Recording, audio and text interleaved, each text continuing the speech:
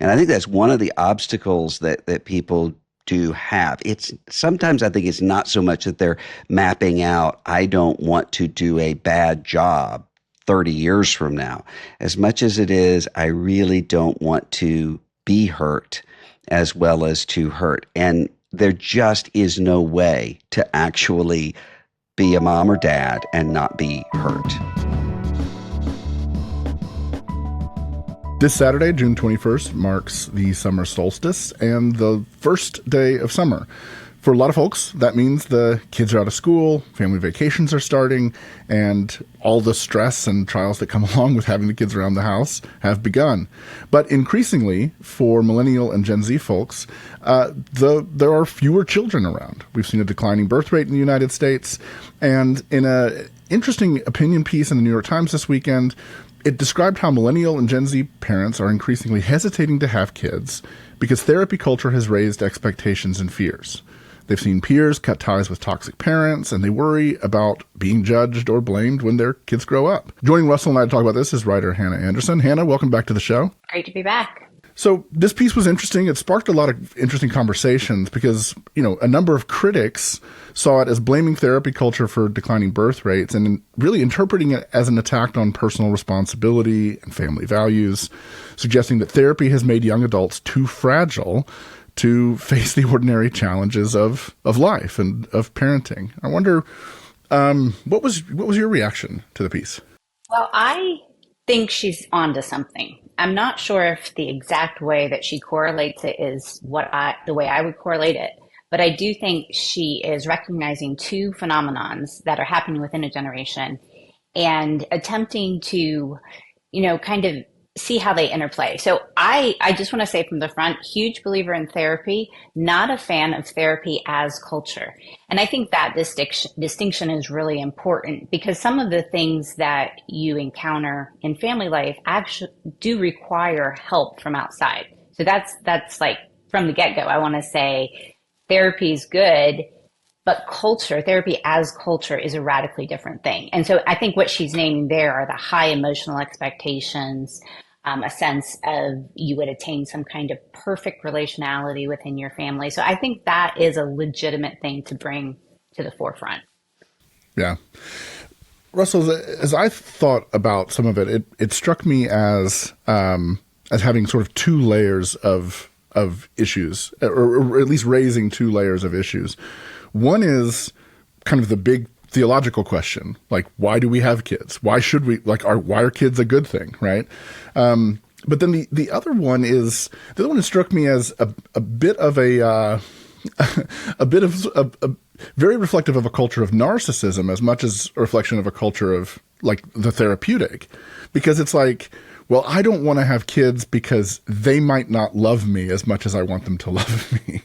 Am I overinterpreting that? Well, I mean, that is the implication of this article. I haven't seen that in dealing with people who have all kinds of obstacles to having children, except at a really undefined sort of level. So when someone says, a generation ago, I'm not going to have children because of a nuclear war. Or now when someone says, I'm not going to have children because of all of the possibility of an AI apocalypse. I usually spend some time talking to those people and realize that's the presenting sort of narrative, but that's not really what's going on. And I think the same thing is true in terms of people looking forward to say, well, I don't want my future children to be messed up by me in some way. I think it's usually two things that I see. One is kind of like that, is that you have people who say, I have had bad experiences or I have no real experience and I'm afraid that I'm going to do harm to someone else because I don't know what I'm doing. I've seen people who have told me that when they come out of families that have been in turmoil for, as many generations as they can see. And they say, I don't want to repeat that process. Usually those are the last people who are going to repeat that process because they know it, they recognize it, they're trying to work on it. But I think beyond that, this is similar the sort of therapy culture kind of language, as well as the kind of economic, I want to make sure I'm economically secure sort of language that other people will use. I think there's a sense that in order for me to do something as grown up as be a mom or dad, and to have those kind of responsibilities, I have to first feel grown up. So there has to be this sort of moment that I think we all expect where suddenly I know what I'm doing, I know where I'm going, I've got the blueprint in front of me, and of course that never happens, and that never comes. And part of the responsibility of each generation is to say that doesn't happen. That's not the way that it works. You move forward into the future not knowing what exactly is going to be the end result of your kids or grandkids or great grandkids, and I don't think we have the mechanism to do that right now. Let me push on that slightly, though, because I think for a lot of, particularly for Christians, for younger Christians who are thinking about raising kids, having families, all of that, one of the things that you encounter, especially online, is the polar opposite of, well, I'm not sure if I'm ever going to figure this out. You encounter the pastor who he's got the 9-step plan, and this is what you do with the infants, and look at my brood of 12 children and how, I've raised them up in the way of the Lord, and so I think that, I mean, certainly I totally resonate with what you're saying, and I certainly don't feel like I've figured anything out about parenting. In fact, I remember talking to a literary agent a few years ago, and he was talking about just sort of his rules he has with his clients, and he says I have 2 rules for the people that I work with. One is I will never represent a marriage book for you, and I will never represent a parenting book for you, because those are always turn out to be disasters personally. Will Campbell used to say, never trust a fat revolutionary or a recently divorced marriage therapist. Exactly. So what, so there's something to that too, right? Like Hannah, sort of like influencer culture and pastor culture. You can go on Instagram right now and see these experts on gentle parenting, and they've got it figured out. And here's what my kid did in the store, and here's how perfectly I managed it and handled it, and how you can too. That has its own way of intimidating people away from having children. Yeah, I think what you're naming is just the other side of the coin to what Russ was saying, because they both assume the capacity for expertise or knowledge that you just don't get without doing. And I think there is a sense where we're very theoretical, and we're moving out of the lab into the field when we actually have children. And so there is this uncertainty that we're not comfortable with. We don't like the fact that the process is how you learn. I remember when 21 years ago, when I had my daughter, my first child, we had What to Expect When You Were Expecting was the book, and it had all the answers, and you could look it up. But when you leave the hospital, like, I remember just this feeling of, how are you letting me walk out with this human being? Like, you need to have better security, better protocols. This is impossible that you're giving me this life to walk out with. And what you learn, over the years is that the doing is how you become the parent you hope to be. And there's such fear around just jumping into that doing process. And I do think the influencer culture is playing off of that fear. You don't have to have questions. You can just follow my steps. You can just do what I've done. And there's no room for that ambiguity or uncertainty. And that's what we long, right? Especially if you're coming from a background that was difficult. I think a lot of the kind of Christian influencer family culture can prey on people who have a lot of questions or have instability in their past. And it really gives them what they think of as a blueprint for resolving that without actually dealing with and naming and sorting through it. I remember walking into a bookstore, probably also around 21 years ago, and seeing a novel by Douglas Coupland on the shelf titled All Families Are Psychotic. And I remember seeing it and kind of like having this like weird momentary sort of sigh of relief, like, Oh yeah, like we're all like this, and it's not. And my family wasn't any, particularly more psychotic than any others. I mean, we certainly have our crazy uncles and all that sort of business, but I think there is something comfortable in being told and being encouraged that that the messiness of parenting and the difficulty of intergenerational relationships, that it just comes with the territory. It's also not new, right? I mean, it's always been this way. Russell? Yes, I mean, read the book of Genesis, and I mean, just look at the family dynamics, if nowhere else, with Isaac and Rebekah and Jacob and Esau. And there is no idealized picture of what family life is going to look like. And part of that is because I think we have this understanding that children are controllable objects, when in reality, this is probably the most uncontrollable thing that we will ever face in life, because each child is uniquely created in the image of God and uniquely has a set of gifts.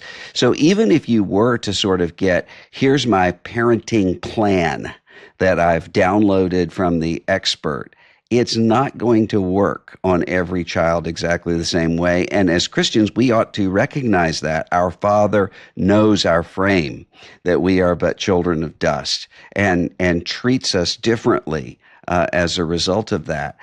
Sometimes it's just this sense of, I mean, you could even see this with, I hear a lot of complaints from people who are saying my parents, the grandparents of the kids, won't learn what I am telling them to do when they're keeping our kids, or the grandparents saying, I have this whole set of rules that I know are absurd, but I'm trying to maintain a relationship with my grandkids. In most cases, that's that sort of mentality. If you just do these inputs in, then you're going to have these outputs out. When in reality, what we actually need are people to say to us, here's what I think you probably shouldn't be freaking out about right now. This is a normal part of kids growing up. Don't be in a state of alarm about that. That's usually what most young parents particularly need. Hannah, do you think that it's important for prospective parents to sort of resolve their own family of origin issues before they have kids? Do you think that's necessary, or is it even possible? Yeah, I think you should be aware, but the reality is it's not possible. There's something really beautiful built into intergenerational life where you don't even know what you're dealing with until you're in the process of facing it with your own children. And I think that might be part of the design, where in order to be both in the past and the future, sitting in the present there, you're borrowing off of both. So when your child comes to a certain stage that you had maybe an issue or an encounter with your parent, maybe you don't remember it until you see your child at that stage, and it brings it back to you, and you think, wow, I've got to think about that, resolve it, I've got to face it. So I really think that part of breaking intergenerational cycles is living intergenerationally. You cannot even face or name what needs to be resolved unless there's that pull forward. And I'm not saying like having children is necessary to full health or wholeness. I'm saying it's the perspective of the moving forward. It may even be just being around children, even if they're not your own. You have to sit between generations in order to resolve both your past and your hopes for the future. At least that's been my experience. And I do want to say, to Russ's point about the scripture, portraying families as difficult and children as unmanageable, I take a great deal of comfort in the fact that the Son of God was unmanageable for Mary. When I read about him being in the temple, I just think, all right, this is what it is. It's relationality. It's not a project. It's not, children are not manageable. They are potentially guidable. You can relate to them in love. You can direct. You can parent. I mean, we use that word because it is a distinct relationship, but they are completely unmanageable. Well, and I mean, think of right before that, Simeon saying, "A sword will cut through your own heart." To Mary, there's part of that that, of course, is distinctive about Mary and Jesus, but there's part of that that is distinct, that is just common to being in relationship and loving. And I think that's one of the obstacles that people do have. It's sometimes I think it's not so much that they're mapping out, I don't want to do a bad job 30 years from now, as much as it is, I really don't want to be hurt as well as to hurt. And there just is no way to actually be a mom or dad and not be hurt. There's just no way. That's what love does, and that's what love is. And we can protect ourselves from that, but in ways that are actually just protecting us from love. You know, I have no actual data to back this up. I have anecdotes to back this up, but I have no actual data to back this up.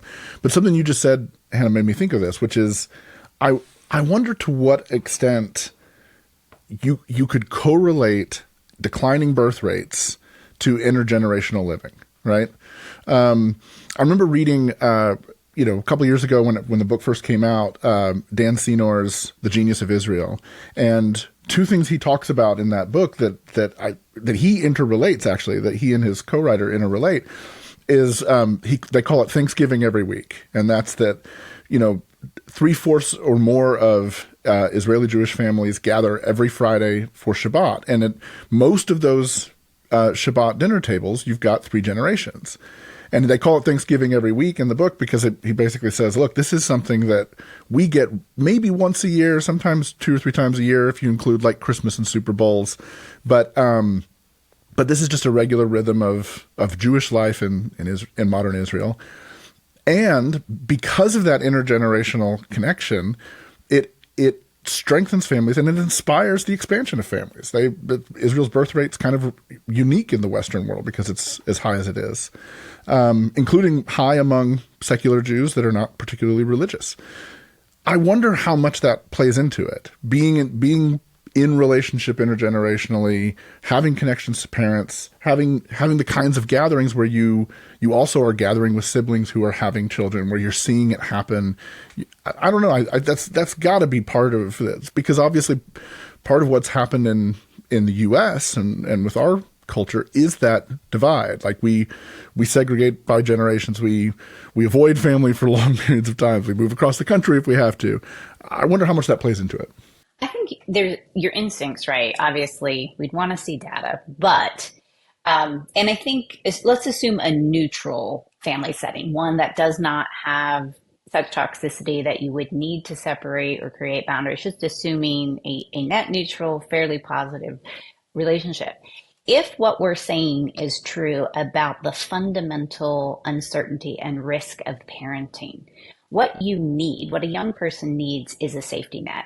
They need that person that they can fall back on. They need that generation that's going to catch them, and not just in telling them what to do or giving them rules for how to parent, but the sense of you can venture out into this unknown. You can take the risk of learning through this process because you know you're safe. You're safe with us. We'll be here.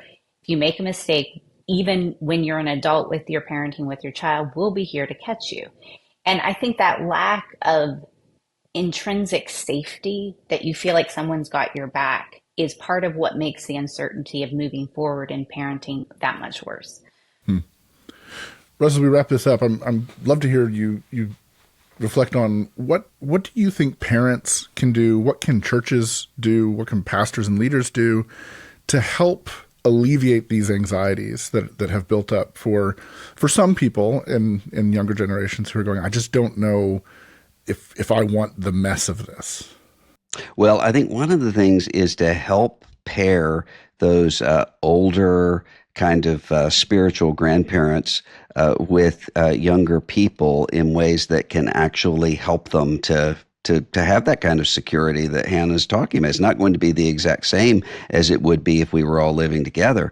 But you think about it, I know of churches that have done a really good job in terms of marriage, kind of pairing older, experienced, trained couples with younger couples in order to say, look, what you're going through right now is not a sign that everything's falling apart. this is what marriage is. You can exhale, and we're going to help you through this, or to recognize when there are genuine problems and come in and try to help.